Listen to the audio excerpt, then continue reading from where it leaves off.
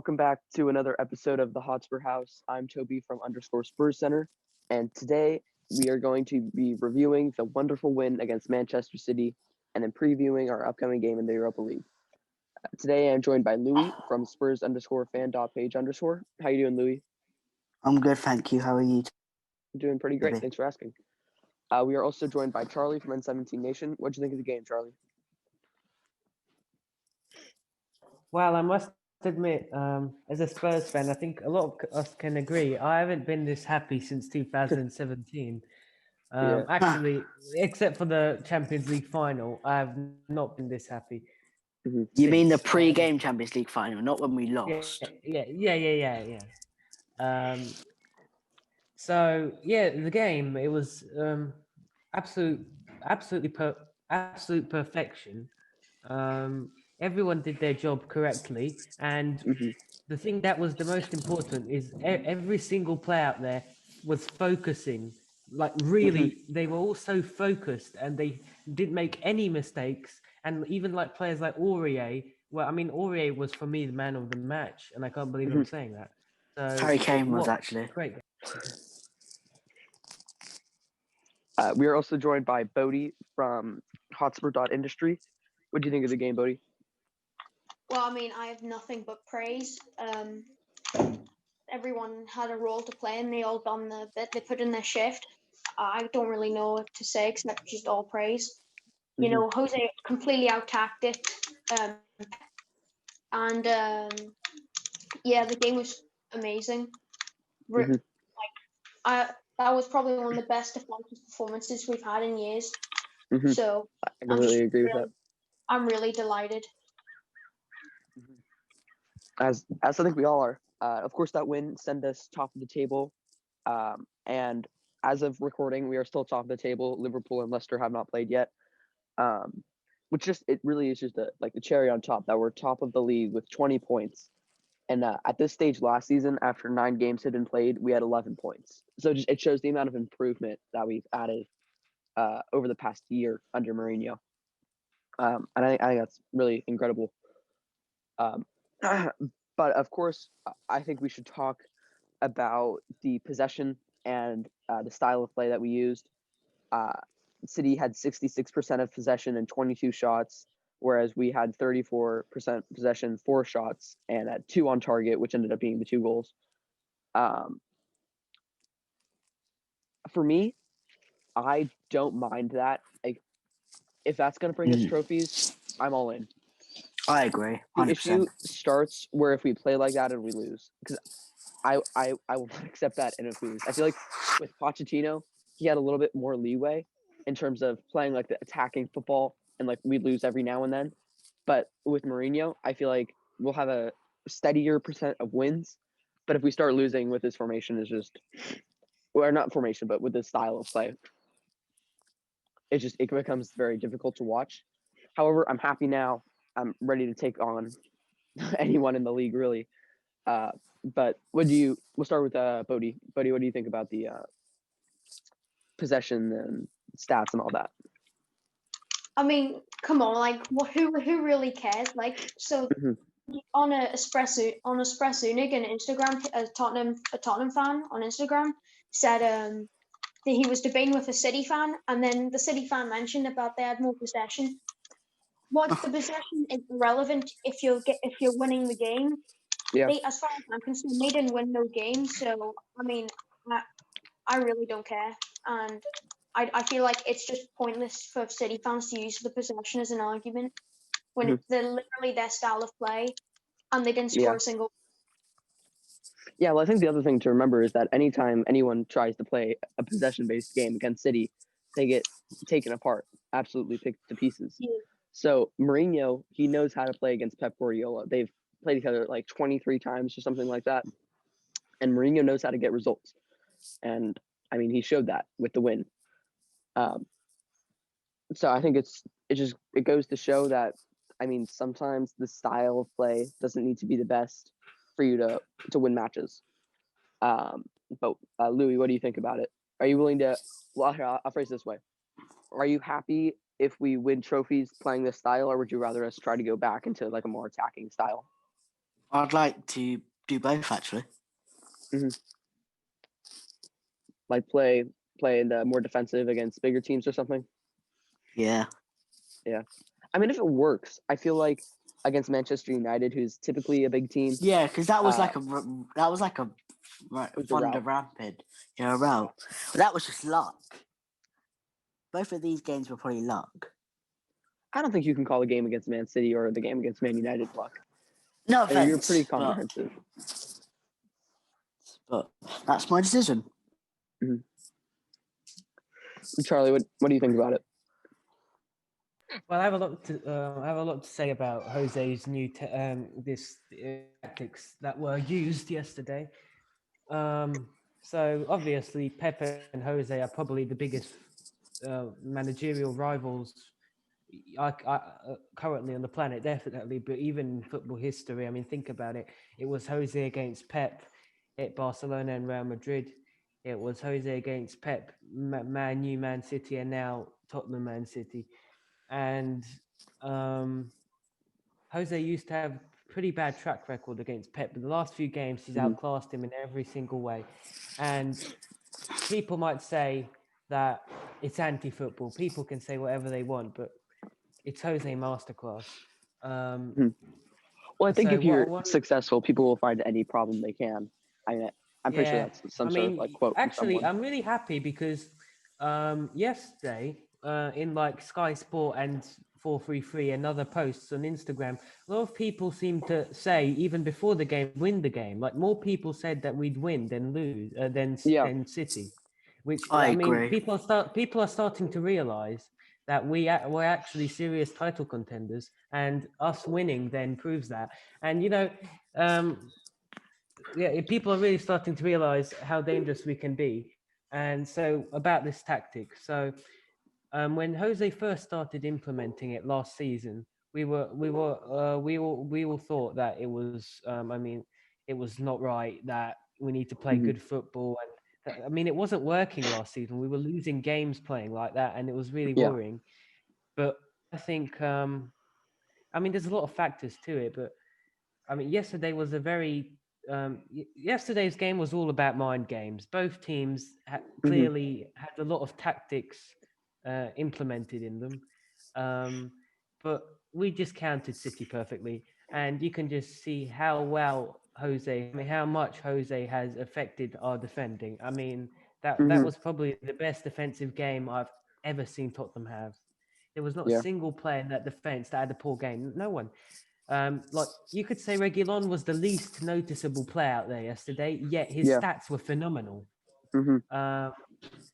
And talking about defense, hopefully Tobey isn't too bad, but Jose said it's bad, but we'll get onto that later. But talking about the tactics once again, I think Kane. There's a few players that are really crucial in the tactic, but I think Kane and Højbjerg are, I think, up there with to be the most crucial, because Kane, if you analyze the first goal, it's all about Kane's movement. Like people say that he has a low footballing IQ. That's absolute. That's a joke, because he's one of the most intelligent players I've ever seen. So if you analyze the first goal, you've got Diaz and Laporte behind Kane, and Son next to them on the side, and so Ndombele has the ball. He takes the ball, and then Kane moves towards the ball and lures Ruben Diaz and Laporte to follow him, leaving space for Son to go between Laporte and Diaz, and perfect ball for Ndombele. Great finish, 1-0. And it's easy. It's a routine goal, but it's simple, but it's effective. And that's also one thing that Jose has brought to the team: absolute ruthlessness. We only need a few touches to get in front of their goal, and we only need a few shots on target to score 3 goals. So, just going back on that goal, like you said, Kane's movement was absolutely incredible. But another thing I want to talk about on that goal was Cancelo. He was playing left back, and he got when Kane checked in, and Laporte and Diaz followed him, and then Ndombele played the ball over. Cancelo did like a little bit of a stutter step because Aurier was making a run down the right wing, and so Cancelo stepped out wide and then he realized both of his center backs were out of position, so he came back in, and that gave just about enough time for Son to calm down and place it. But I think that just shows that the threat of our wingbacks is just so incredible that Cancelo, without thinking, went out to cover Aurier without realizing that he needed to save Son from scoring. So, I mean, it's just, if you look at there's so many nuances to that goal that are just so interesting. I mean, obviously, Højbjerg's quick free kick, Dombele's beautiful turn, Kane's check-in, Dombele's beautiful ball over, Son's touch, Son's meg, Aurier's run down the wing to draw Cancelo away from Son. It's a perfect goal. Like, nothing could have gone better on that. But we were just talking about the defense, and we have 3 clean sheets from our last 4 Premier League games. That's unheard of. That's unheard of for us. Yeah. It's been quite a long time since we've done that. And the only goal we conceded was against Brighton, and that was the very controversial goal that stood after many believed there to be a foul on Højbjerg. So, I mean, it's impressive. We're doing well. I mean, yeah, it's unexpected, not gonna lie. Mm-hmm. I mean, going into Chelsea, I've said for a while that I think it's going to be a draw. But at this point, I don't see why we can't win it. I don't see why not. We beat Man City, we beat Man U. Why can't we beat Chelsea?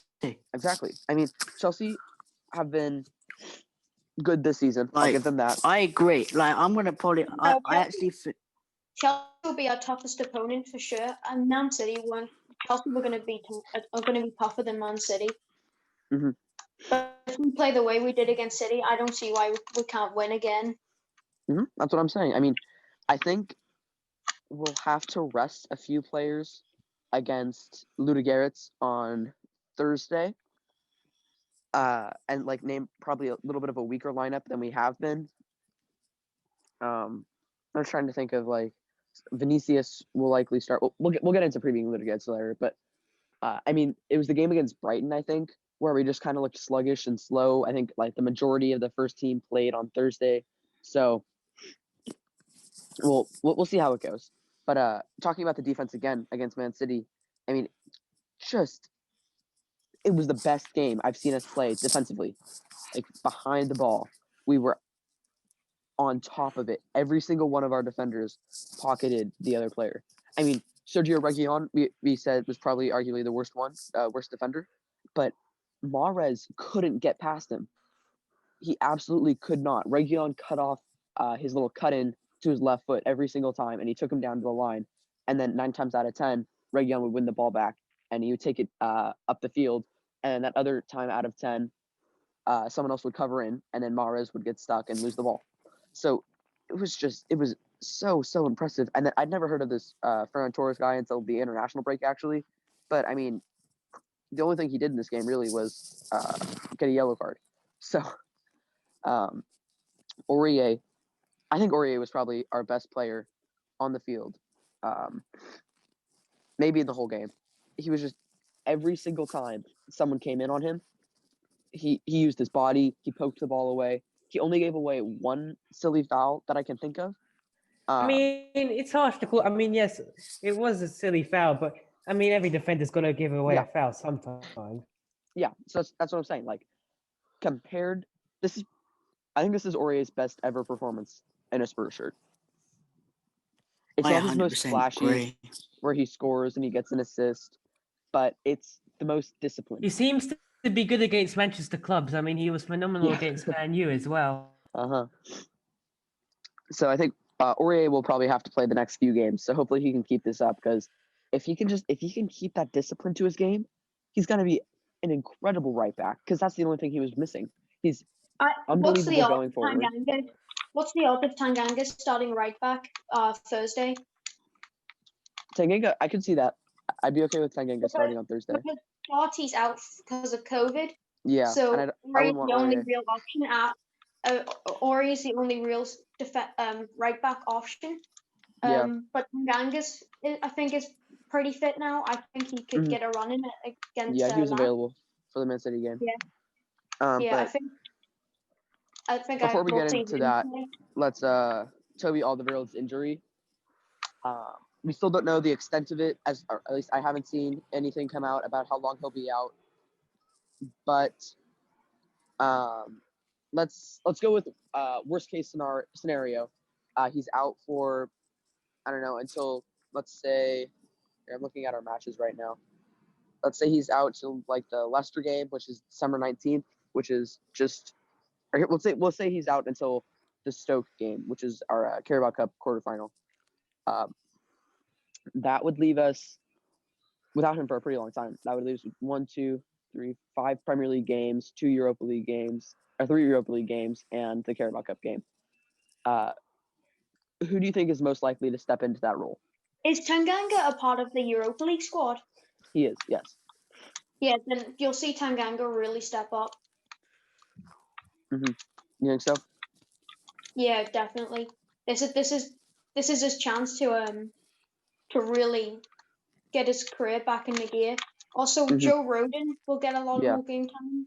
I fancy him to get a start against Chelsea. Yeah, I think best case scenario would be that Alderweireld is back for our North London derby. But so I think that for the Chelsea game, I think we'll definitely be without him, which is such a blow because we finally found this center back partnership between Dyer and Alderweireld that really complemented each other, and they were very good in the back. But I think Rodon will probably play against Chelsea. Way better than Sanchez. I think you say about Sanchez? Me. Oh yeah, but what'd you say? I said way better than Sanchez. Oh yeah, I think Sanchez might play in the Europa League game because I think Tanganga will play as right back, and then we'll need a center back. Yeah, him, Rodon. I think for the back line, it'll be Davies, Rodon. Rodon can't play in the Europa League. Oh yeah, well, Davies, Dyer, Tanganga, and Sanchez. Yeah, I think that's likely too. Yeah, it's concerning with Alderweireld's injury though. I'm hoping that Tanganga and Rodon will step up and really. Yeah, I'm worried because I mean he was fantastic yesterday. Let's be honest. He was amazing.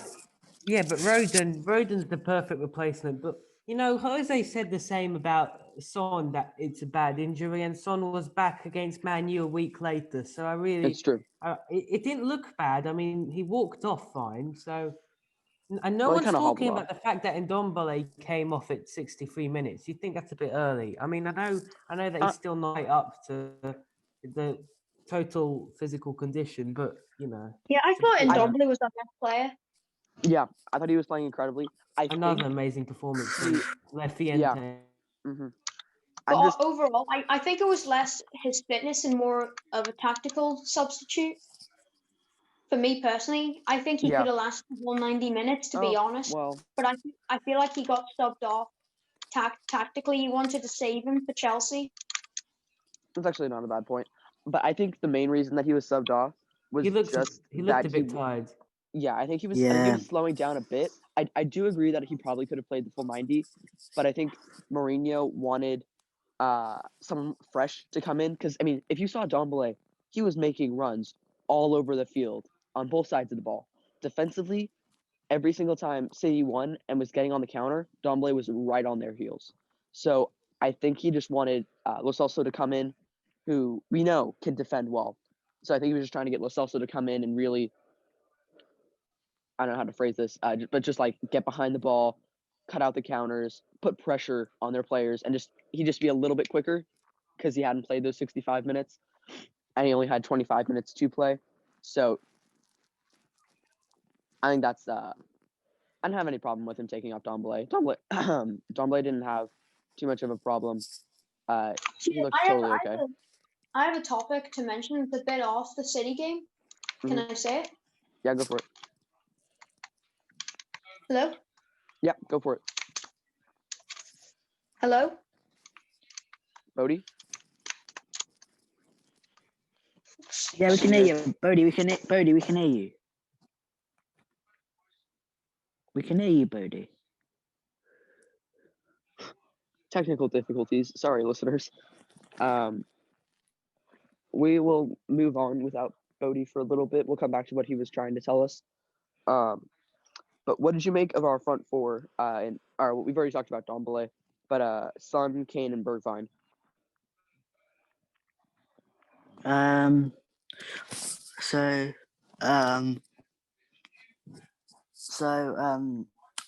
was a good front three. Obviously, a great ball from Ndombele to Sonny to get the first goal. Yeah. Yeah, I think we were talking a little bit in the group chat, and especially after last week's podcast where me and Bodhi had a long argument about Steven Bergwijn. But I mean, he didn't get on the score sheet tonight. He didn't have Bergwijn was great. Yeah.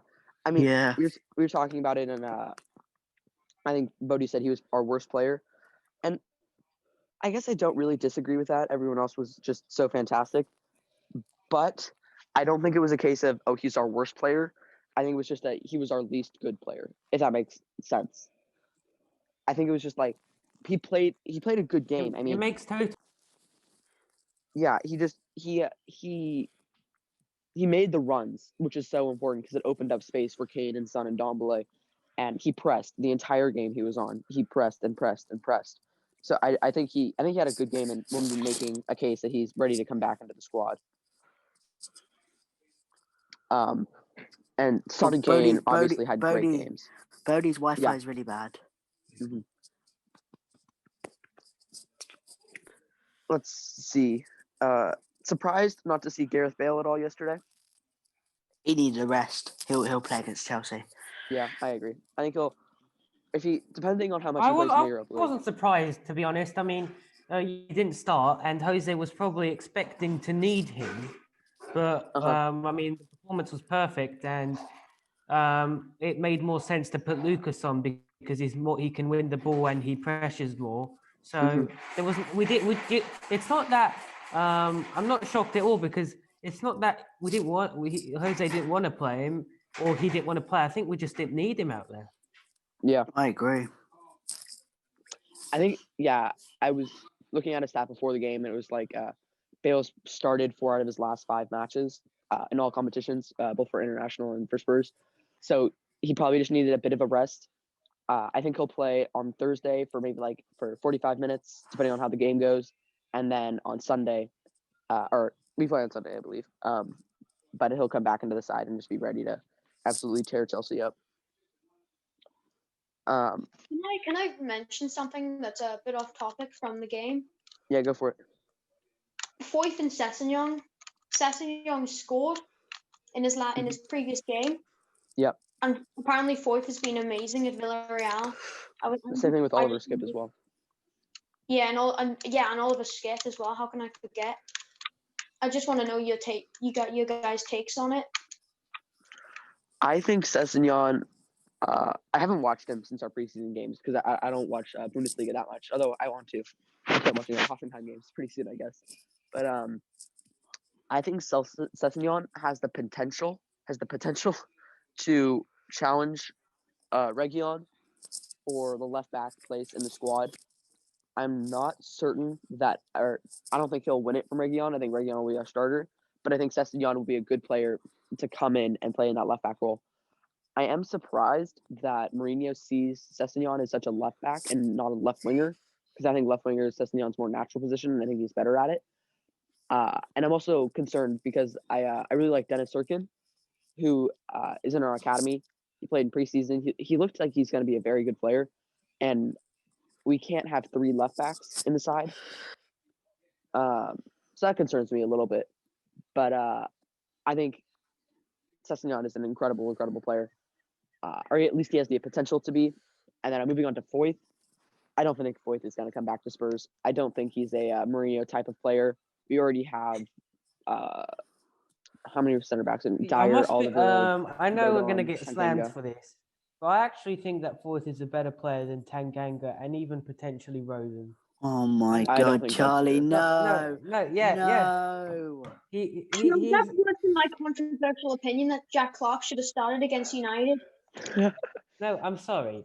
But listen, just hear me out. Hear me out. Sorry, I that's like Jack Clark. Not No, gonna I'm lie. sorry, but Foyth has never been given a good enough chance. He is fantastic on the ball. I disagree can- with No. that. Clark. I love Jack Clark. He makes. Why are we talking about Jack Clark now? The fact is, Foyth is He's just actually. he's amazing. Okay, move back to Foyth. I think that's total baloney right there. He was given a chance under Pochettino, and he got a red card. He gave away like 12 penalties. He's Two not penalties on his debut. Come on. okay. Yeah, Since 2 then, penalties he on his grew. debut, No, and then he gave no, away like Who? 14 No, more. you want some hot air balloons or something? Like that's the Who's most this? out I've ever heard. Who's this? He That's Foyth had Foyth, 10 he didn't- starts Foyth- and 12 Foyth did not appearances in the score a Premier penalty. League in his debut season in 18-19, and I think that was a good enough chance. He's And played then- he's played a lot of games. Not gonna lie. I think because when who was out injured, like was a centre back and he had to deputise. No, but I think it was I think we Vertonghen. should have given Foyth more of a chance at right back. Yeah, Because one Yeah, one I agree season. with He's that. skillful. Yes, we did, and then he ended up conceding 2 goddamn penalties. He was centre back. What are you talking about? He played. He played Yeah, Right back. No, he No, played at right back. Did he give away penalties? No, he I think played I don't right know. back. I think we should have given him Did more of a not play chance right at back right on his back. debut. He did. he did. No, He can did play. He can play right back though. I feel He can do a like, job there.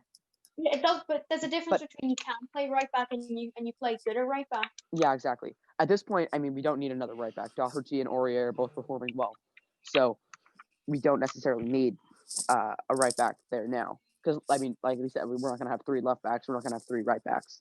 That's just a little ridiculous. But I don't think we need a new center back either. I think Tanganga is a better player than Foyth, and I have no idea how good Murdoch's going to be. I'll be completely honest. I think he only had 1 touch against City, and that was a clearance. So I mean, we really don't have anything to go off for Rodon. The way he played, he showed so much promise. His positioning seems good, and that's the only thing we can really look at. Rodon shows so much promise. Yeah, I do think we'll see. That one touch, after that first touch, I knew he was going to be the next Sergio Ramos. I do think that. Talking about Rodon- Sergio Ramos, Oh, we yeah. are interested in him. Yeah, that's why I said it. Yes. I mean, seemingly every top 6 club is interested, and it's probably from the Sun, or so. I wouldn't trust it much, but It's from 90 Min. No, the source is 90 men. yeah, but I still wouldn't trust it. Come Yeah, on, so in it's the your fault. world would a Real Madrid legend leave Real Madrid if he's still starting not easily? Well, I mean, there's his no contract reason does for run him out soon, and he is 34, so I wouldn't be surprised if he left. He probably wants to be able to prove himself in the Prem. Yeah, to- He's proven in the Champions League final 3 times. I mean, there's nothing to prove. 4 times actually. But Well, I think maybe he just wants a new challenge. He's been Yeah. at Real Madrid basically his whole career. yeah, that's a good point. I Until don't with really Christian want Eriksen him. on them. I don't really want him, but I'm just saying why he would want to join a Premier League top 6 team.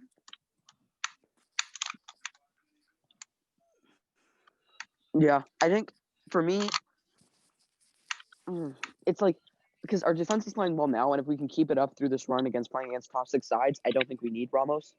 But if we go through and we concede like 2 or 3, like every game, then I think why not bring him in? He has a lot of experience. But the other thing I'm worried about with Ramos is, Bale and Reguilon were kind of the outcasts of Madrid. So we're bringing Ramos in, like, kind of, I don't know, disrupt their vibes. What do you guys think about that? If anything, Reguilon would see him as a role model, like he did at Madrid. I don't think that would really affect anything. No, he didn't. Ramos hated him, and Reguilon didn't like him either. Ramos and Zidane were the How in the world would you know that? Because he said. That's the way he left. Wait, really? Yeah, that's the main reason he When? left, because of Zidane and Ramos. He didn't say Ramos. He just said Zidane. No, Zidane and Ramos. Whatever. Yeah, that's the only thing I'd be worried about though, is if there would be like any tension between Bale and Ramos or Reguilon and Ramos.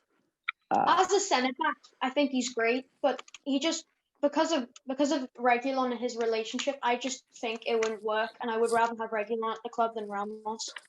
Yeah, I agree with that. Certainly interesting. I think if we are going to go for a center back this January or summer, we should definitely try to sign Upamecano, who has like a release clause of 45 million euros, I believe, which is like, I think that's a steal for a player of his quality. I think Leipzig were asking like 80 million last summer, but our defense is playing very well right now. That's one of my players I think we should sign in January is Upamecano. It seems it's going to be unlikely, but I think it's a signing that should happen. Well, talking about Upamecano, yesterday he liked a post of him in a United shirt, so I don't think he will join us because he's another one of those guys that are he's hypnotized by Man United's history and doesn't realize that it will be treated the same as Van der Beek probably and ruin his career. But I'm not going to go into. No, I don't think. No, I think he just saw the money and just thought, yeah, I like that. Well, also to be fair, Doherty was a massive Arsenal fan, and he still came, and he's still playing baller. So I don't think it really matters as much as to like what club they support. I mean, we all would prefer that they are Spurs fans, but I mean, at the end of the day, if they're like dropping good performances, they can support whoever they want. Yes, please. Yes, for my two players, I think we should sign in January. I think we should go for a double swoop in RB Leipzig. I think we should sign Upamecano, and this one's kind of out of nowhere, but I would sign Thomas Lemar. Thomas Lemar. Yeah, proper. He plays for Leipzig now.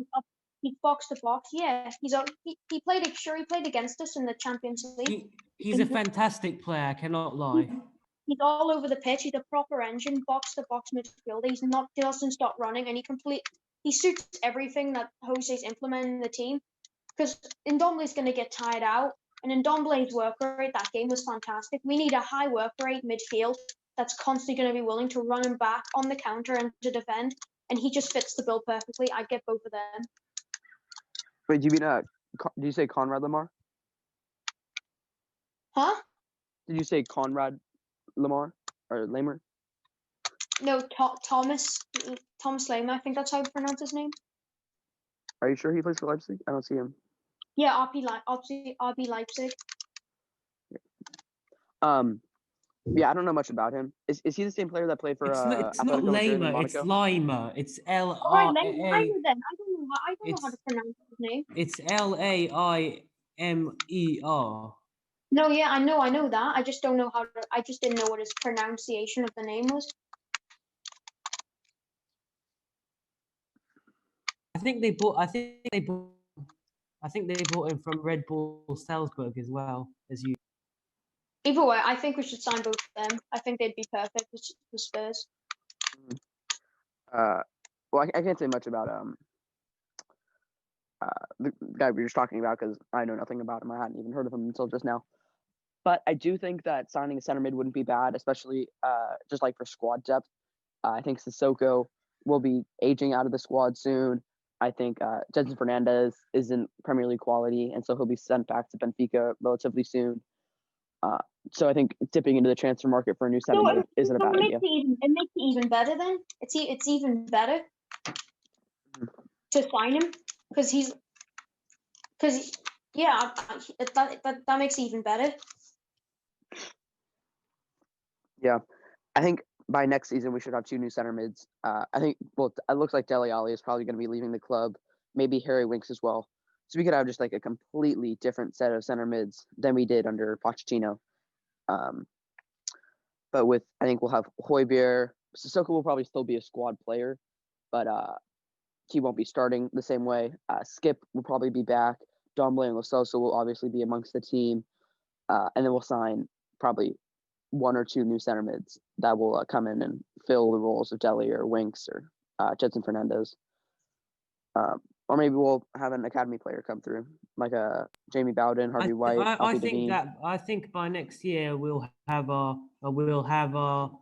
squad pretty much decided for the next few seasons, like our starting. Yeah, I agree with that. And we have a lot of young, promising players on our side. Yeah, Mourinho's done a very good job of just setting up the team for the future as well. I mean, he's being smart with transfers and bringing in like younger players with a lot of potential in them. Hojbjerg has been the best signing of the Premier League, or even even like the world of football. He's been outstanding. Hojbjerg's banging. World of football, I agree. Mm-hmm. Because remember Hojbjerg came from Southampton, but he was at Bayern Munich Academy. Question: Who's James Rodriguez? Hojbjerg has been way better signing. Obviously, James Rodriguez has been great as well, but Hojbjerg has just completely transformed our team, and he's been a standout player. Like, did you not see the statistics? 75% of our goals came from one of his clearances or one of tackles. Or tackles or interceptions. That's nuts. That's so much better than James Rodriguez, and I will debate my life over it. Yeah, anyone who thinks he's not been the best transfer, at least in the Premier League, is absolutely deluded. I'm gonna have to agree with Bodhi here. Hojbjerg has been just absolutely incredible. He's just simply put, he's phenomenal. Just the amount of like tackles he's made, the amount of interceptions. He's played every single minute in the Premier League this season. The man is an engine. He just doesn't stop. And he never gets injured. Yeah, it's incredible. And that's something we've missed on our side, is having someone who doesn't get injured. But it's just impressive, I think, the way it's all worked out. And I'd have to agree. Yeah, I think he's probably been the best signing, if not the best signing, in world football. He's transformed our side. I think he's just such an important player. And without him, we definitely wouldn't be talking about 100%. I agree. Possibly. But talking about pushing for the title, do you guys think that we have what it takes? And I want to talk about Mourinho's comments after the game as well. But we'll start with this. Do you think we have what it takes to win the Premier League this season? Bodhi, we'll start with you. No, I don't think so. I mean, we're very close. I think we're definitely top 3 material at the minute.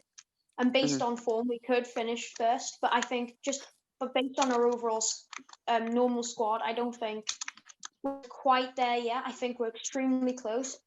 I think I could definitely see us finishing second. But I personally predict we're going to finish 3rd or 2nd in the Premier League table, and we're going to win the Europa League. But I don't see us winning the Prem this season. We need a couple more big signings, and then I think we will be able to do it. We'll be definitely capable of doing it. What do you think, Louis? We will hopefully maybe give it a year or two. We'll probably win the league.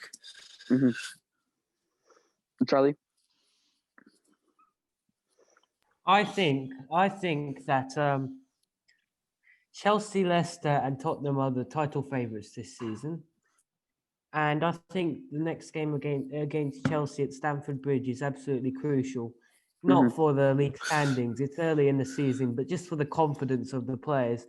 Yeah. And if we can beat Chelsea, I think people start to realise that we could actually be the favourites. If we can keep winning as we are, I mean, there's nothing. Why would no one can write us off right now? Why would we not believe that we can do it if it's really looking like we can? I agree. Yeah. I mean, I think at this point, I don't see why not. I mean, we just picked apart Manchester City pick apart maybe is a little dramatic. But we comfortably won against a very good Man City side. And Mourinho's comments after the game, when asked if we were title challengers, he said, "We are not fighting to win the league right now. We're fighting to win every game." And I think that's like what you have to say, because if you say you're in the hunt for the Premier League title and then you slip off form and you finish in like 5th or 6th, everyone you get made fun of. But you cannot tell me that Jose Mourinho, serial winner, went to bed last night sitting top of the table and didn't think we're going to win the title. The reason we brought him in is because he's a serial winner. I mean, serial winners don't sit in first place and say, oh, no, but we're not going to actually challenge for the title. It doesn't happen. Mourinho is 100% thinking that we are going to push on for the title. And why not win it? I mean, maybe a few signings in the January window. If we can get through this stretch of games as well, I mean, we just got a big result against Man City. I mean, a draw against Chelsea wouldn't be bad. I think we'll beat Arsenal comfortably. Then Crystal Palace, which we should win. Then the Liverpool game, which will test our mettle. You think we're going to beat Arsenal? I think we'll beat Arsenal easily. I think it'll be a rout. I think it's going to be 3 or 4-0. I don't think Arsenal's very good. I'm going to be honest. I mean, their star signing is like Thomas Partey, right? And he's been average. And their other centerman is Mohamed El-Neni, who was like their 3rd or 4th choice a couple of years ago. So, Willian is not a great player. Lacazette hasn't scored in like a long time, I think. No, you can't say that. Willian's fantastic. Willian's fantastic. Are you kidding me? But I completely disagree with that. I mean, he had a good start with Arsenal, but I admit he used to be probably maybe even some would even argue used to be the best, or one of the best, if not the best winger, like in 2017 in the Prem, but definitely not anymore. He's 33. He's a Chelsea reject. Dele Alli's not 33. I think it's very Willian, we're not biased. talking about Dele. Willian. He's not good. I think it's extremely biased for you to say that Willian's not at least good.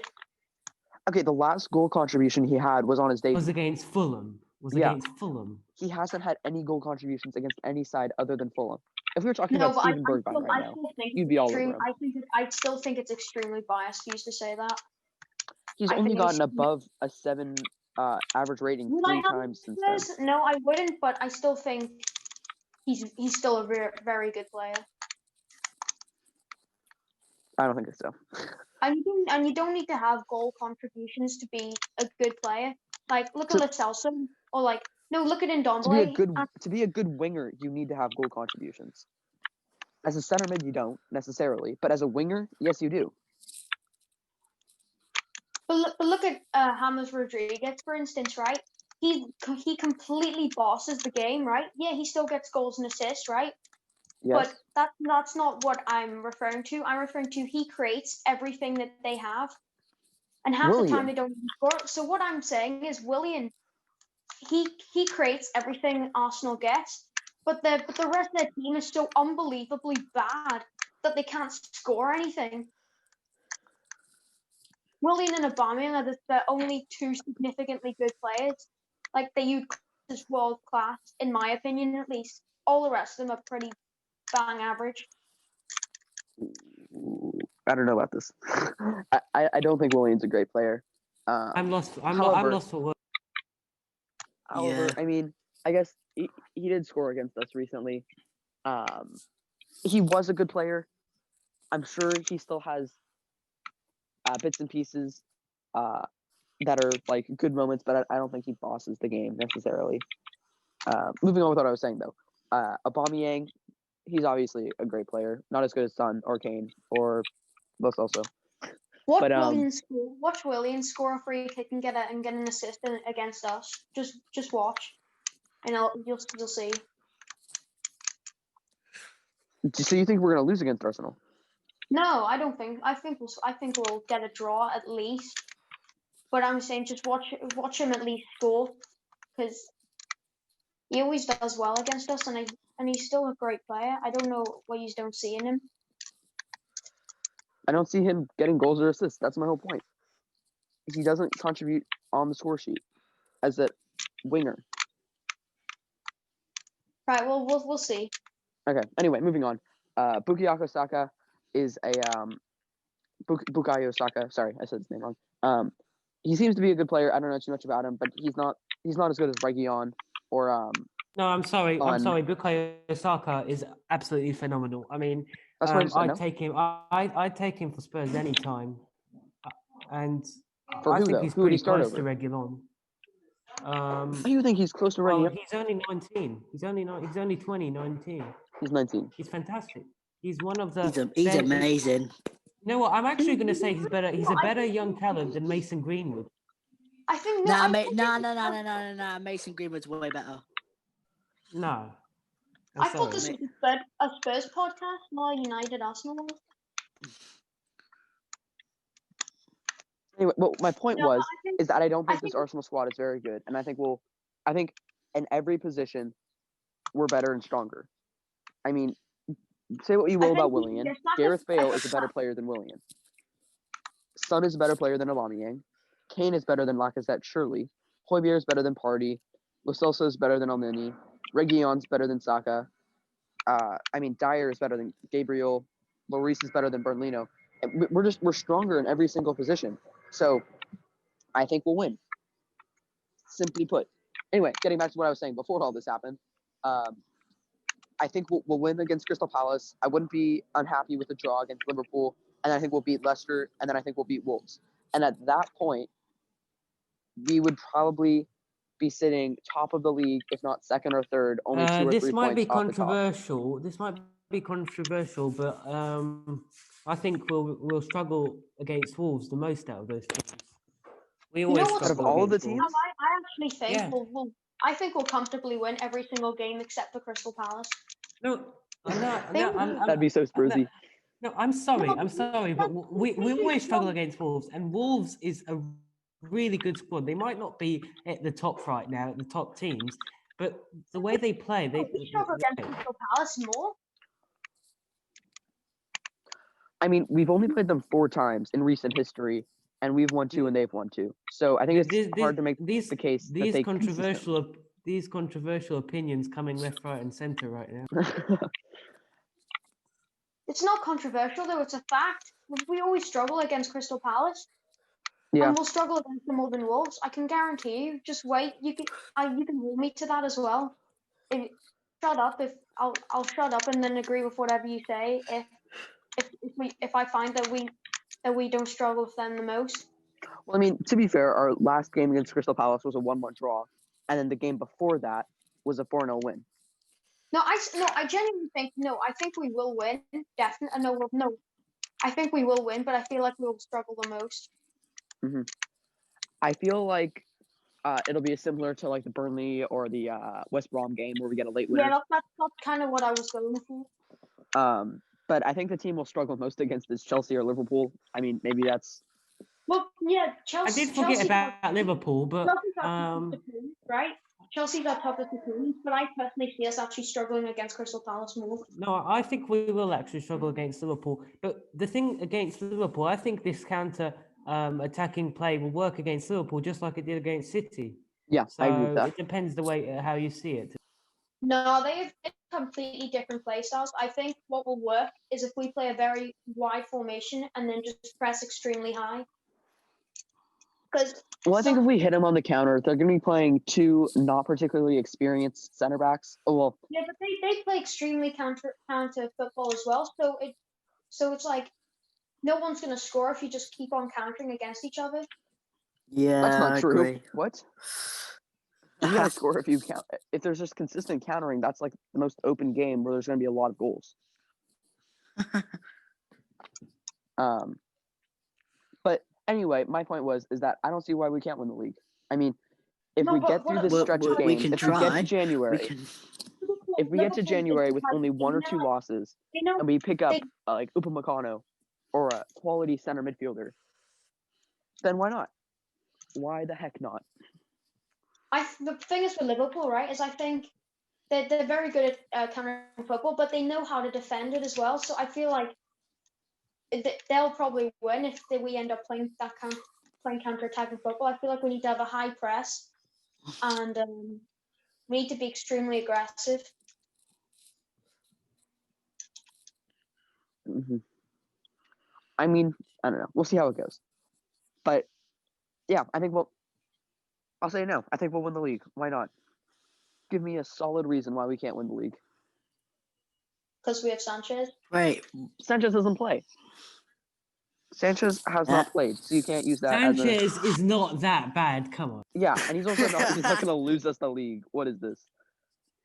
Okay, well, we are Harry Kane, so we're obviously not going to win. Just well. I mean, I don't know. I think we'll win the league. Why not? The year ends in 1. We're successful when the year ends in 1. If we get a really good. We've been recording for quite a long time. Yeah. If we get a really good centre mid and a really good centre back, then I'm calling it now. The Premier League will be ours this season. Mm-hmm. Oh shoot, we have to preview Ludogorets. All right, let's do a quick preview of Ludogorets. Let's go first with score predictions. I'm gonna go with a 3-0 win for Spurs. Charlie, what do you think? We'll come to you next, Louis. Okay. Charlie, what do you think? Spurs Ludogorets. Ludogorets. I think we're gonna win 5-0. 5-0. Very confident. Louis, what are you thinking? I think I'm going to win 6-0. 6-0. Ooh, very confident today. Bodhi, what do you think? I think we're going to win 1-0. 1-0. You think it's going to be close?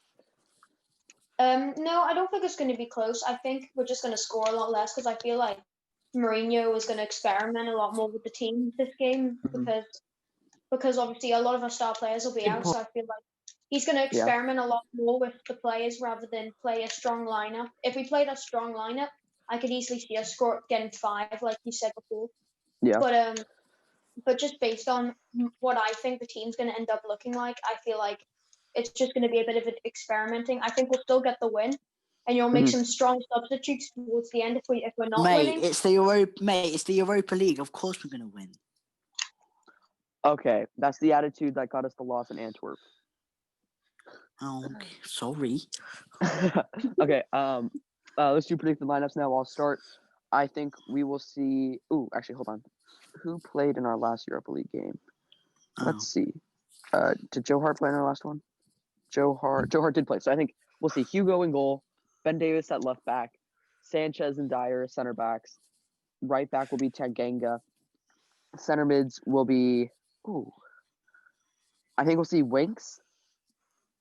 I think we'll see. Ooh, I'm debating between Højbjerg and Sissoko. Let's say Højbjerg. And then as an attacking player, Lo Celso, I think will start. And then left winger will be Bergwijn, striker Vinicius, and then right winger Lucas Moura. And then we'll see Bale come off the bench at some point. I think Højbjerg will be subbed off. And maybe Dele will be given 20 minutes at the end. Right, my turn. Can I go next? I go next. Can I go? Yeah, but you can go. We'll do Louis after. All right. So I think I agree with the whole back line. Other than I think that he will play Hart. I think it just seems to be rotating between Lloris and Hart in the Europa League. So I think that's the only reason I said Hugo would start. Instead, I think we'll play a 4-3-3. I think I agree with that. The back line. I think the back line you said, except Hart instead of Lloris. I think for them three in the midfield, I think we'll see Winks, Lo Celso, and Dele Alli. And for the front three, I think we'll see Gareth Bale, Moura, and Vinicius. Yeah. I wouldn't be surprised if Bale started over Bergwijn. The only reason I was saying Bergwijn is because I think Mourinho will give Bale like 45 minutes. Wait, I have something to say. He just said Winks, Lo Celso, and Ali. That's the same midfield that lost us the game against Antwerp. Yeah.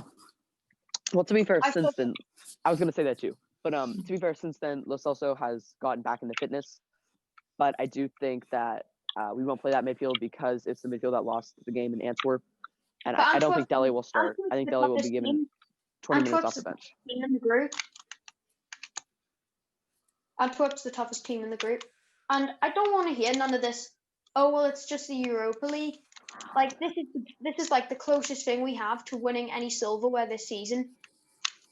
And people think, oh, these games will be easy. You have to take these games still super seriously, even if they're the easiest team, because like the Champions League and the Europa League, anything can happen.